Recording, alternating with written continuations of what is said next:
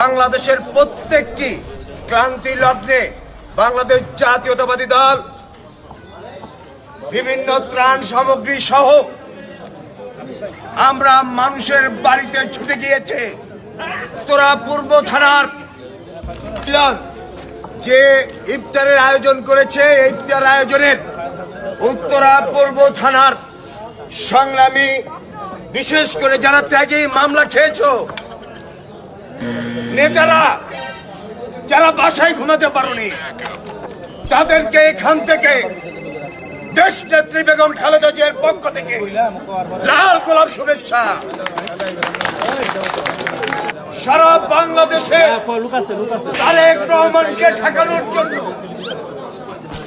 ভারতীয় মোদি এরা যেভাবে উঠে পড়ে লেগেছে, এই অপরাজনীতিকে ঠেকাতে হলে আমাদের মধ্যে কোনো ভেদাভেদ করা যাবে না। আমাদের একসাথে আবারও দরকার হলে 17 বছর এই মাঠে ছিলাম, আরো 17 দিন থাকবো, নিজের জীবন উৎসর্গ করে দিব। তারপরে দেশ নেত্রী বেগম খালেদা জিয়াকে এই বাংলাদেশে প্রতিষ্ঠিত করবে। আপনারা রাজি আছেন? ইনশাআল্লাহ। ইনশাআল্লাহ।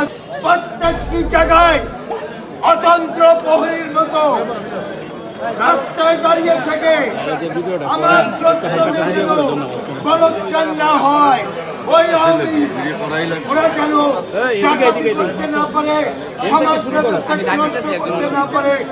এই মাওলানা আলমের আমাদের দেশ নেত্রী বেগম খালেদা জিয়াকে সুস্বাস্থ্য অধিকারী করে সুস্থতার মাধ্যমে বাংলাদেশে ফিরিয়ে আনবো, তারেক রহমানকে ফিরিয়ে আনবো।